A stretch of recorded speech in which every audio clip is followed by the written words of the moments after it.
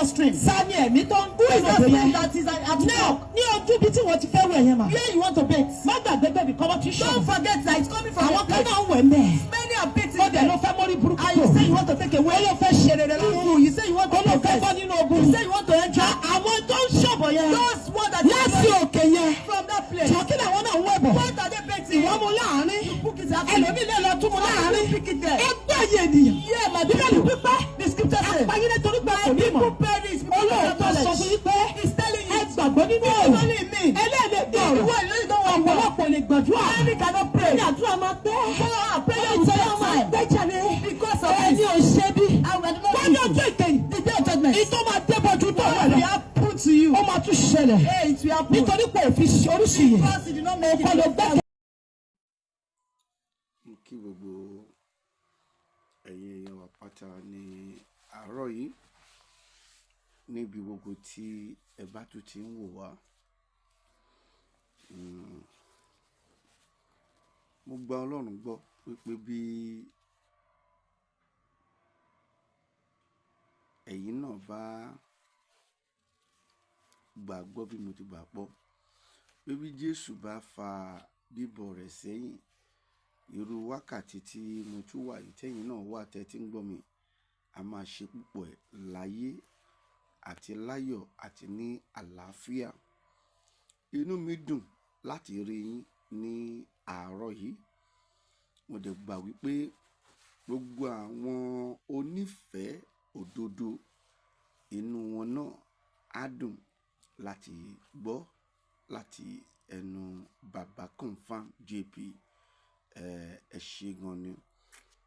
Gẹ́gẹ́ bí ẹ ti mọ̀ wípé bí ò bá ti nídìí obìnrin wọn kì í jẹ́ kó mólú, gẹ́gẹ́ bí àwọn bàbá wa tí wọ́n ti pa lówe. Àwa náà jókòó àwa wò pé obìnrin bó bá nídìí wọn kì í já pátá ń já pátá. Bẹ́ẹ̀ ni òótọ́ ni, bí obìnrin ò bá ti nídìí kò kì í já pátá. Ọ̀rọ̀ kan ni mo tún fẹ́ mú wá síwájú gbogbo ẹ̀yin onígbàgbọ́ àgbáyé. Wọn ò fẹ́ jẹ́ ká sọ nípa Jésù mọ́, ṣùgbọ́n kò possible. Mo fi Ọlọ́run búra ẹ̀. Bẹ́ẹ̀ gbé ìbọn tì mí, tẹ́ bá ní ìdá kẹ́ ẹ fi mí sílẹ̀ láàyè àbí kí wọ́n pa mí nítorí Jésù, màá ní kẹ́ ẹ pa mí nítorí Jésù. Ó dẹ̀ nídìí. I'm a spiritual person. Mo ti rí òye Jésù, mo ti rí, that is òye Ọlọ́run. You know, when we talk about Jesus, a gbọ́dọ̀ relate ẹ̀ pẹ̀lú Ọlọ́run. Jesus is not God o. Jésù jẹ́ ọmọ àbí ẹni tàbí ènìyàn tí a rán láti wá kú fún ẹ̀ṣẹ̀ èmi àti ìdílé mi. The people don't want to hear it again. Pé tá a bá sọ wípé èmi àti àwọn. So therefore, ìdí tí wọ́n ṣe wá ń pè lọ́mọ Ọlọ́run ni wípé nítorí pé Ọlọ́run ò bímọ, ẹnikẹ́ni náà dẹ̀kẹ̀rí Ọlọ́run ò bímọ o. Bẹ́ẹ̀ ni kò sì sẹ́ni tó bí Ọlọ́run in the history, and everybody know that very clear. Bó ṣe mọ ti Jésù yìí náà, òun ni wọ́n ṣe mọ ti Ọlọ́run pé Ọlọ́run ò bímọ, bẹ́ẹ̀ ni ẹnikẹ́ni kò bí Ọlọ́run. We don't know how it is, the existence of God, and everybody don't know. Èmi ò mọ̀, bí wọ́n bá wá mọ̀, o lè bá mi sọ̀rọ̀ nínú comment section. And the same thing náà ni ti Jésù yìí. Ìdí tí wọ́n ṣe wá ń pè ní ọmọ Ọlọ́run ni wípé o mọ̀ wípé bí o bá ní èèyàn lẹ́gbẹ̀ẹ́ tó bá ń ṣe ìfẹ́ ẹ̀, tó ń ṣe ohun gbogbo tó sọ fún, kò sígbà tí kò ní padà di ọmọ. Jésù gbogbo ohun tí Ọlọ́run bá ń sọ ló máa lọ ń ṣe. every good thing from the heart of God.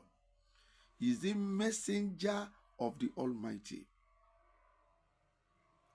Mi ì fẹ́ pẹ́ nínú ọ̀rọ̀ yìí, ṣùgbọ́n mo kàn fẹ́ fìdí nǹkan kan múlẹ̀ níbẹ̀ yẹn wípé má jẹ́ kí awuyewuye, wàhálà, ìdààmú tó ń lọ lórí íńtánẹ́ẹ̀tì yìí má jẹ́ kó bu omi tútù sí ẹ lọ́kàn nípa Jésù àti Ọlọ́run. Àwọn tí mo dárúkọ yìí, they were so real. If you obey their instruction, if you obey their instruction and follow it to details, believe me, they answer prayers. Bẹ́ẹ̀ ni mo sọ fún ẹ, they answer prayer. Woman kan send message sí mi. Mo mọ̀ pé ìkan lára àwọn ọ̀tá wa náà ni wọ́n. Pé kò sí bí o ṣe fẹ́ wà tó ò ní ọ̀tá. Àbí ìkan lára àwọn tó jẹ́ wípé wọ́n ti bu omi tútù sí lọ́kàn nípa Kristi àbí Ọlọ́run. Ó kàn message mi ó ní, do God still answer prayer? Mo ṣe rí, ó fi question mark sí. Mo dẹ̀ send message padà. Mo ní, if he does not answer prayer, you can test another God. Ó tán. Lẹ́yìn náà, mo dẹ̀ sọ fún wípé my own God answer prayer, capital G, O and D. Ojú yẹn lọ, ọwọ́ ẹ̀ ló kù sí. Ọlọ́run o tí mo dárúkọ yìí, èmi mọ̀ pé ó ń gbọ́ àdúrà, bọ́ mi ò mú tí wọ́n rò tó fi ń sọ wípé ṣé Ọlọ́run ṣì ń gbàdúrà. Mo dẹ̀ jẹ́ kó yé wẹ́, bí Ọlọ́run ò bá gbàdúrà, ó lè tẹ́sítì Ọlọ́run mìíràn. Ṣùgbọ́n rántí o, àwọn tí wọ́n ń ṣe oògùn owó, ṣó mọ̀ pé it is a crime. Òun náà lè máa tẹ́tí sí mi, tó pé kó tó lè kọ̀wé sí mi, á jẹ́ kan nínú àwọn tó ń wò mí lẹ́ẹ̀kọ̀ọ̀kan.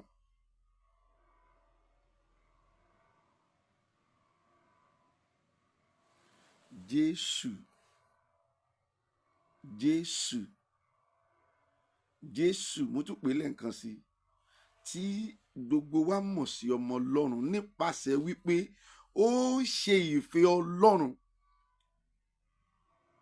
Gbogbo tí Olúwa rán òun ló lọ ṣe. Ààyè ló wà o, kò kú. Tó o bá ṣáà ti obey instruction, forget about it. Mo fi Ọlọ́run yìí túbú rẹ̀ lẹ́ẹ̀kan sí. Jésù ń gbọ́ àdúrà, Ọlọ́run ń gbọ́ àdúrà. Nínú ìwé Rome orí kìíní 26 dé ìgbẹ̀yìn, ìwọ lọ́kà ń bẹ̀.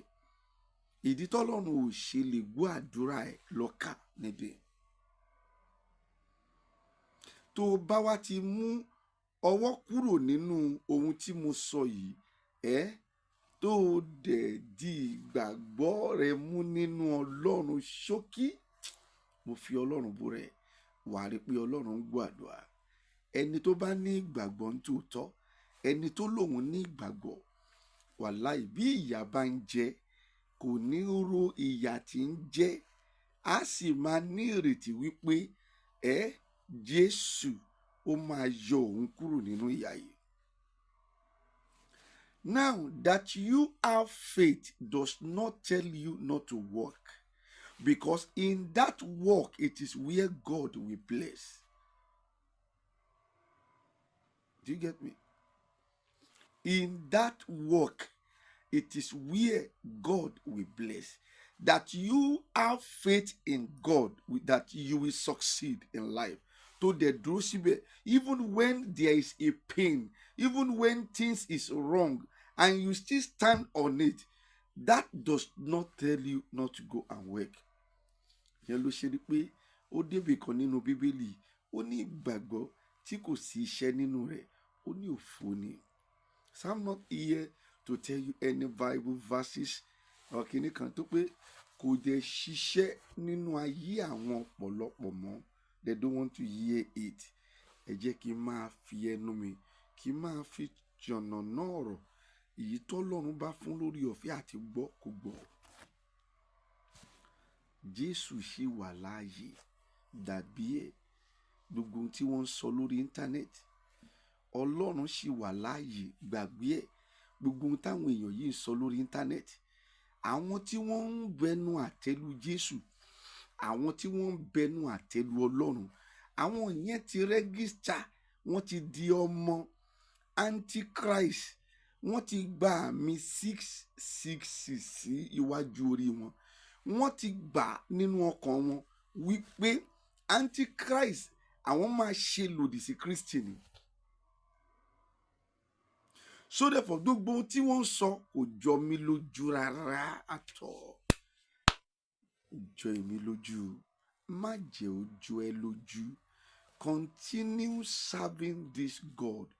Jẹ́ kí n wá tún já ẹ sí ẹyọ kan yìí. Ṣùgbọ́n mo gbà pọ́lọ́run ajé ò gbọ́ mi. Lẹ́yìn gbogbo ohun tí wọ́n ní, Jésù ò ń gbàlà, Jésù ò ń ṣe dá, Jésù ò tó bá ti kú tán. Téèyàn bá kú tán, the next thing tí wọ́n máa sọ náà ni pé kí wọ́n lọ wá pásítọ̀ àbí àáfà tí wọ́n máa sìn. Ṣódẹ̀ ti gbàgbé pé nígbà tó wà nú ayé níṣe ló lòdì sí Kristi. Now ìyẹn ni kíní. Ìkejì, lẹ́yìn tí èèyàn bá wá kú tán, tí ẹni tó ní ẹ̀mí ti gba ẹ̀mí tó jẹ́ Ọlọ́run dẹ̀kẹ̀rẹ̀ ló rán Kristi. Mo fẹ́ jẹ́ kó yí ẹ dáadáa. Ọlọ́run yẹn ló rán Kristi tí wò ó gbàgbọ́ yìí. Lẹ́yìn ikú, ìdájọ́ ló kù. Ìdájọ́ ló kù. Ṣé wọ́n gbọ́ pé ẹni tó lọ padà wá? Ìwọ rírí ohun tó ń pè lọ́lọ́run nìyẹn. Ṣé Ọlọ́run yìí làwọn èèyàn ń bú? Ọlọ́run yìí làwọn èèyàn ń kàn wíṣù pé wọn ò gbọ́dọ̀ sìn, tí wọ́n ń sọ̀sọ́kùsọ lórí íńtánẹ́ẹ̀tì. Ààyè ni Ọlọ́run wà o, kò kú. Jésù dẹ̀ ti jí dìde, ó wà ní ọwọ́ ọ̀tún Kristi tí ó sì ń dúró láti ṣe ìdájọ́ àwọn tí wọ́n ń sọ nípa ẹ̀ wípé kò ní agbára láti ṣe nǹkan kan. Máa wò, ìdí tí mo ṣe wá gangan nìyí, mo kàn sáré yà níbẹ̀ yẹn ni wípé àwọn aṣòdì sí Kristi wọ́n ti wà níbi gbogbo. Ìwọ ni kó wà very careful. Gbọ́ fídíò yìí, gbogbo ìwọ ọmọ Ọlọ́run tó jọmọ Ọlọ́run ní tòótọ́ o, tí kìí ṣe pé ó ti wà on the assignment of devil. Ìkíní ni èkejì, gbogbo ìwọ tó jọmọ Ọlọ́run tó dẹ̀ wà highly spiritual. Mo fẹ́ jẹ́ kó gbọ́ kíni, ṣé nǹkan tó bìnrin yìí sọ ṣó right? Street. What is the spirit behind the street? Sani ẹ̀mí tó ń bú ìròyìn that is at now. Ní ojú bí tí wọ́n ti fẹ́ wẹ̀ yẹn ma. Where you want to bet? Má gbàgbé bẹ́ẹ̀ bí kọ́lọ́ ti ṣe. Don't forget that it's coming from àwọn kan náà wẹ̀ mẹ́. Many are betting on their no family group. I say you want to take away your first share rẹ̀ lọ́rùn. You say you want to go fẹ́ nínú ogun. You say you want to enter. Àwọn tó ń ṣọ̀bọ̀ yẹn. Those one that láti òkè yẹn. From that place. Ṣùgbọ́n kí làwọn náà wọ̀ bọ̀? What are they betting? Wọ́n mú láàárín. Ẹ̀dẹ̀bí lè lọ tún mú láàárín. Ẹgbẹ́ yẹn nìyẹn. Yẹ́ màdúrà ní pípẹ́. Bisikíìtì ẹ̀sẹ̀. Àpáyé torí pé people perish. Olóòrùn tó sọ fún yín pé it's telling you ẹgbàgbọ́ nínú ọ̀rọ̀ mi. Ẹlẹ́ẹ̀dẹ̀ dọ̀rọ̀. Wọ́n ìlú ìdánwò àwọn ọ̀pọ̀ lè gbàdúrà. Ẹni cannot pray. Ní àdúrà máa pẹ́. Prayer is very hard. Because of ẹni ò ṣe bí. Àwọn ẹni máa ń jẹ́ kéèké. The day of judgment. Ìtọ́ máa dé bọ́jú tó wà ní happen to you. Ó máa tún ṣẹlẹ̀. It will happen. Nítorí pé òfin oríṣiríṣi. Because you do not know the gbẹ́kẹ̀lé. You don't believe in it. Ó ló ṣàkóso. It's the one that's not the one darí ẹ̀. It's not the one that's darí ẹ̀. It's not the one you trust. Ó ní ìmọ̀lẹ̀ rẹ̀. It's not your life. Ẹgbẹ́ yẹn nìyẹn. Ṣé àmà people àkọ́kọ̀ rẹ̀? This is time. Ẹ ronú kẹ́kọ̀ọ́ wa. Repent and become better. Olùkọ́ sí ilé ìjọba God is a man. Ọkọ̀ bí akọ́ni will come like that. Wọ́n ní ọlọ́run kì í bí. They say God is a man. He said forget so. Wọ́n mọ sọ́mọ́ lórí forget that. A máa bínú. God get you. Bẹ́ẹ̀ bínú rẹ̀ mọ́. He's a fearful to the people. He's full of mercy. He's full of grace. Màmá bàbá. Mọ́mí and daddy. Ìpadà sí ẹlẹ́dàá rẹ̀. Parents. Ọwọ́ òkúrú. Is that the notion? Ẹjẹ́ òbí.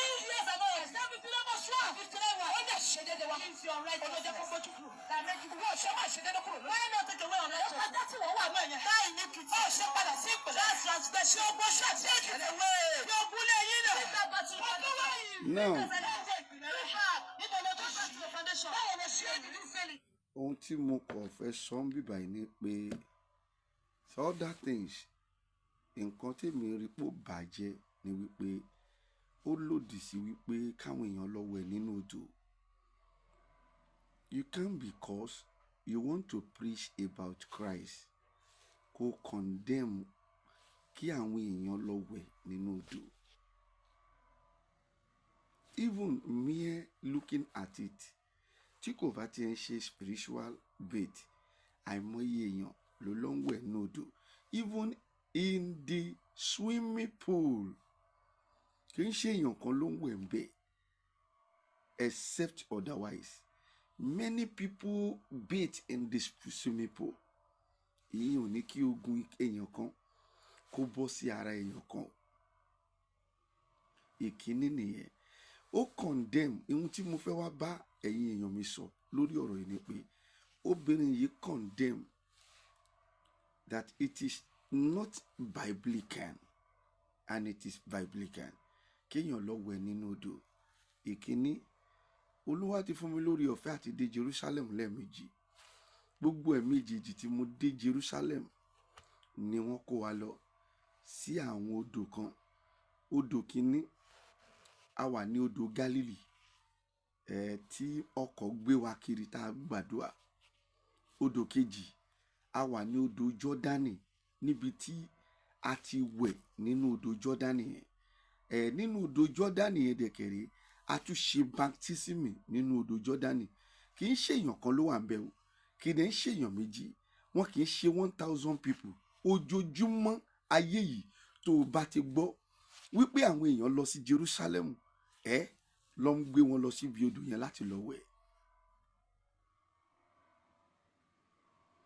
Now, ìdí tí mo ṣe wá lórí ọ̀rọ̀ obìnrin ni pé àwọn yìí they were antichrist. Ohun tí ó jẹ́ ohun ìlànà gangan, nítorí pé wọ́n fẹ́ pàṣẹ message. Àwọn yìí wọ́n ń bàjẹ́. Ọjọ́ mélòó la tó fẹ́ bọ́ sí òpópónà ọ̀nà tí kìí ṣe pé tí o bá fẹ́ divine Jésù, èyí á divine ẹ̀ bákan. Tó bá fẹ́ divine Jésù, tọ̀hún á divine ẹ̀ bákan. Tó bá tún yẹn lómi máa tún lọ fẹ́ divine Jésù, tọ̀hún á divine ẹ̀ bákan. Ó dẹ̀ lọ kọ́kọ́ lára pé tó bá fẹ́ divine economics. Economic ní definition, and it is simple definition. But àwọn yìí wọn ò fún Jésù ní definition kan, wọn ò fún Ọlọ́run ní definition kan. Èyí bá dé aṣọ tiẹ̀ á lòdì sí tìyí, títọ̀hún bá dé aṣọ tiẹ̀ á lòdì sí tìyí, títì yìí bá dé aṣọ tiẹ̀ á lòdì sí tìyí. Ìyẹn làwa ṣe ń jáde tá à ń pè wọ́n ní aṣòdì sí Kristi. You are confusing the world. Ìyẹn gbogbo ẹ̀ ṣe dàrú. Àwọn kan yìí bọ́ta, ó ní wíwẹ̀ nínú odò kò dáa, ó ní kékeré kan, ó ti sọ di abọ̀rìṣà nìyẹn, ó ní ẹ lọ gba Jésù. No, wíwẹ̀ nínú odò kì í ṣe lénìí ló ti bẹ̀rẹ̀, ó ti bẹ̀rẹ̀ gan nígbà ayé Jésù.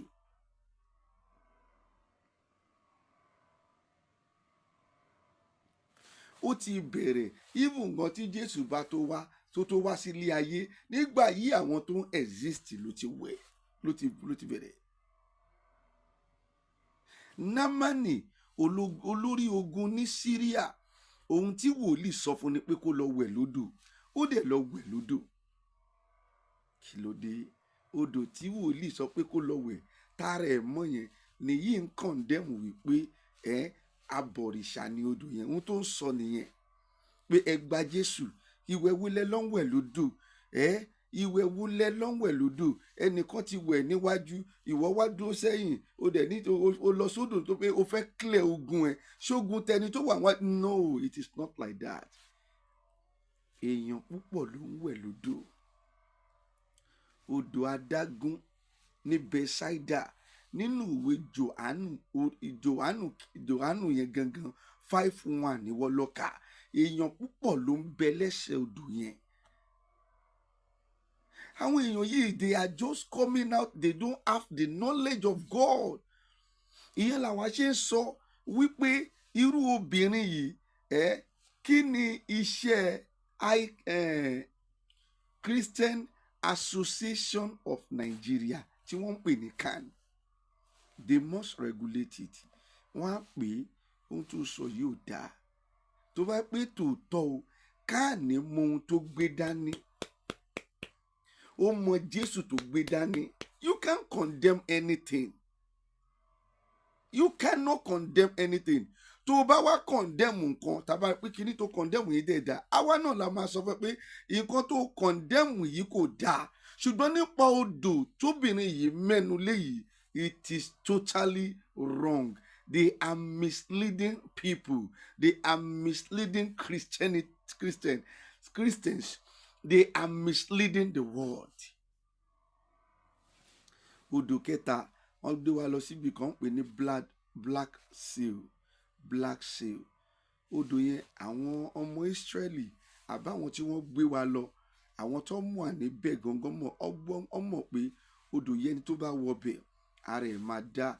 Ó ní kinní kan nínú mọ́ọ̀dù wà nínú odò yẹn, a máa ń fi para báyìí. Ní Ísírẹ́lì náà wà o, mọ́ọ̀dù yẹn a máa fi para. Wọ́n mọ̀ pé tó bá gbé àìsàn wọbẹ̀, o ò ní gbé àìsàn yẹn jáde. Àwa náà wẹ̀ nínú odò yẹn. Kì í ṣe èèyàn kan, they are plenty people nínú odò. Ṣé báwa nìyí lénìí? Mo wà nínú àwọn tó lórí ọ̀fẹ́ o. Mo wà nínú àwọn tó ṣoríire o. Mo wà nínú àwọn tó ra àánú gbà o. Tí mo mọ ìdílé tí mo ti jáde. Mo mọ ìdílé tí mo ti jáde. Àwa náà nìyí lónìí. I only come out not because I want to fight this woman, but mo jáde nítorí ẹ̀yin tí wọ́n ń bomi tútù sí lọ́kàn pé kẹ́ ẹ má sìn Ọlọ́run, kẹ́ ẹ má ṣe bá. Irọ́ ni gbogbo wọn pa. They are just to confuse the world. If you want to preach Jesus, preach Jesus. Ẹ má bà nǹkan kan jẹ́ nítorí pé ẹ fẹ́ preach Jésù. Ìyẹn nìyẹn. Ẹ má bà nǹkan kan jẹ́ nítorí pé ẹ fẹ́ fi ìfẹ́ tínú tọ̀dọ̀ yín hàn sí àwọn èèyàn.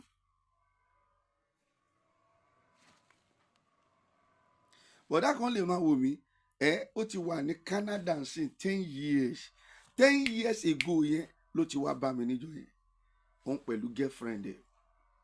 Mi ò mọ̀ rí, but girlfriend yẹn ó máa ń gbúròó mi, bàbá confam nínú Òwòrò Ṣòkí yẹn gangan nílùú Èkó. Ó máa ń gbúròó mi bẹ́ẹ̀ pé wọ́n máa ń pariwo bàbá yìí. Ó dẹ̀ mú wá, àtó dẹ̀ mú wá, mo pray fún, mo sọ ìran fún. Ó dẹ̀ sọ tiwọn náà pé àwọn tí ń ṣe físà wọn, àwọn ò gbà o.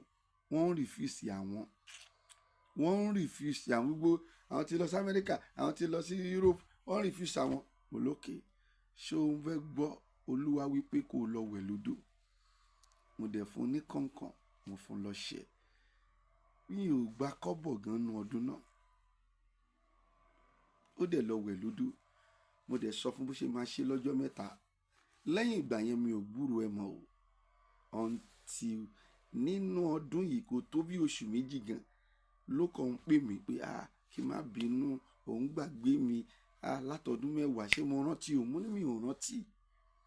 Later ló wá sọ ohun tó ṣe. Mo ní mo ti rántí o, àǹtí kíní. Lọ wẹ̀ lódò. Olúwa ló sọ bẹ́ẹ̀. Kété tó dẹ̀ lọ wẹ̀ nínú oṣù yẹn náà ló gbé Canada, tí Canada yẹn tó dẹ̀ fún mi fíṣà. Listen to me. Don't allow people to mislead you. Ẹ ń sọ wípé kíní kan odò, ẹni tó wà níwájú akógun ẹni tó wà níbí. Má mú nǹkan mi mọ̀ Jésù. Má mú nǹkan mi mọ̀ Jésù. Jẹ́ kí n sọ fún ẹ. Now, ṣé obìnrin lè ṣe nǹkan oṣù láì má fi páàdì sí abẹ́? Tó o bá fi páàdì sábẹ́, ẹ jẹ́ ká agree wípé o ti mú nǹkan mi mọ̀ Jésù nìyẹn. Ọlọ́run ò fún ẹ ní páàdì, abẹ́ nìkan ló fún yín. Ṣé obìnrin lè rìn nínú ayé yìí, even ìyá arúgbó 70 years láì má lo bra? Mo ń try láti explain nǹkan kan fún yín ni ẹ má mú nǹkan kan mọ́ Jésù tó ń sọ yẹn irọ́ ni wọ́n ń pa o kò possible o kò possible wọ́n á ba yí ẹ̀ jẹ́ wọ́n á pa ẹ́ ní àìpẹ́ ọjọ́. Ṣóbìnrin lè rìn láì lo bra ìyá 70 years gan lo bra ṣé o mọ̀ pé tó bá jẹ́ pé nǹkan tóbìnrin yìí ń sọ tòótọ́ nìyẹn ó ti mú nǹkan mọ́ Jésù ọyàn nìkan ni bíṣù fún wa èwo ni bra níbẹ̀. Now gbogbo ìwọ obìnrin tẹ́ ẹ lọ ń ṣe irun ìwọ ọkùnrin tó ń gẹrun ṣé o mọ̀ pé kò jẹ́ kó o fi clipper sínú irun ẹ̀ ṣé o mọ̀ pé kò jẹ́ kẹ́yìn ṣe nǹkan kan nínú irun yín tó pé Jésù ló fún ẹ nírun ó dẹ̀ jẹ́ kó o fi irun yẹn sílẹ̀ bẹ́ẹ̀ kó máa lọ bẹ́ẹ̀ bọ̀ kété tẹ́ ẹ ti lọ sọ́dọ̀ àwọn tí ń dirun ó ti mú nǹkan míì mọ́ nìyẹn tó bá yẹ pé nǹkan tóbìnrin yìí ń sọ correct nìyẹn no kò sí bó ṣe fẹ́ ṣe Olúwa ti fún ẹ nírun ìwọ ló máa make it decent Olúwa ti fún ẹ ní eyín tó bá dẹ̀ wọ́n ẹ kó fọ́ ìwọ ló máa make eyín ẹ decent Olúwa ti fún ẹ ní àwọ̀ tó bá wá wọ́n ẹ ìwọ ló máa make ẹ decent nítorí ẹ ló ṣe fún ẹ ní brain àbí ṣé kò ti fún ẹ ní body ṣó jẹ́ kí ìwọ lọ tún máa para tó bá wá ń para yẹn gẹ́gẹ́ bí ohun tóbìnrin yìí ń yànnàná ẹ̀ á jẹ́ pé ó ti mú nǹkan míì mọ́ Jésù nìyẹn ó ti fún ẹ ní body kò jẹ́ kó o para mọ́. Look at it. Stop misleading people. Stop misleading people. Ìyẹn làwa ṣe ń jáde mi ì bẹ́nikẹ́ni jà mi ì báyàn fa kankan èmi ń jáde nítorí pé I am eyes opener. Ó tán báwọn yìí bá ní báyìí àwa máa jẹ́ kó yé wọn pé ohun tẹ́ ẹ sọ yóò dáa ẹ máa bàgbàgbọ́ jẹ́ ìgbàgbọ́ máa sùn àwọn èèyàn tẹ́ máa kó sínú iná máa pọ̀. Ẹ béèrè lọ́wọ́ obìnrin yìí ṣé ayé ẹ̀ dájú tèmi lọ́wọ́ ẹ̀ lódò lọ ẹjọ́ jáde mo challenge ẹ̀ tí tèmi lọ́wọ́ ẹ̀ lódò ẹ béèrè lọ́wọ́ pé ṣáyé ẹ̀ dá tó yìí. Stop nonsense. Ohun tó o bá ti gbé wọ ó lè gbé ẹlòmíì and even this thing is in the Bible. Why are you condemning it? Àwọn kan ní ó dáa àwọn kan ní kò dáa. Why are we convincing people? Kí ló dé tẹ́ ò ṣe lọ mú òtítọ́ nǹkan ìkẹ́ tó wá tàwa ti máa sọ kò jù yẹn lọ. I don't force it to anybody but to me odò wíwẹ̀ is a spiritual thing. Tó bá ní kó lọ wẹ̀ lódò òun ló fẹ́ yanjú ìṣòro ẹ̀ tètè mú kọ̀ọ̀kan kó bọ́ síbẹ̀ o àlàáfíà ní fún yín. Máa táṣì fídíò yìí mi ò sọ nípa other things tó sọ but mo kọ̀ rí pé ó fẹ́ polówó Jésù ṣùgbọ́n ń kọ̀ndẹ́mù kankan kò dẹ̀ lè fi yẹn gba èèyàn là tó bá pè mí wà níbẹ̀ lákòókò yẹn nínú máa bí mi sí ni pé mo kọjá ó tiẹ̀ sọ àìmọye èèyàn dẹ̀ ló kọjá tínú máa bí wọn sí obìnrin pé nonsense ló sọ. If you want to preach Christ, preach it. Present it straight. Ẹ gba Jésù gbọ́, Jésù ń gbàlà, Jésù ń wòsàn. Ṣé Jésù sọ pé kéèyàn má bá obìnrin sùn ni? Talk to me. Jésù sọ pé kọkùnrin má bá obìnrin sùn, kóbìnrin má bá ọkùnrin sùn. Tó bá lè mara dúró ni fine, tó bá dẹ̀ lè mara dúró kó fine. Àpọ̀jù ẹ̀ òun ní wàhálà. You can't be preaching against lórí àwọn nǹkan yẹn. Ìwọ ni kó advise àwọn èèyàn. Àpọ̀jù ẹ̀ ní wàhálà. If you want to preach Christ, preach Christ. That is it.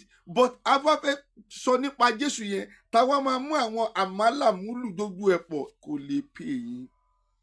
Ẹ ń fi omi tútù sínú ọkọ̀ àwọn èèyàn. Àwọn èèyàn ń rí pé ẹ ò mú tẹ̀dẹ̀ ṣe mọ́ gbogbo yín. Ìyá Adé á sọ nípa Jésù báyìí tọ̀hún Adé á sọ nípa Jésù báyìí. Mi ì sọ pé mo gbọ́n tán o ṣùgbọ́n Ọlọ́run fún mi ní òye ó pọ̀ ẹ ṣe gan ni gbé ìwọ tó bá ń wà túnṣe lórí ọ̀rọ̀ yìí tó rí ohun tí mo sọ làákàyè wà ń bẹ ó dẹ̀ bá mi ṣe àfídíò yìí.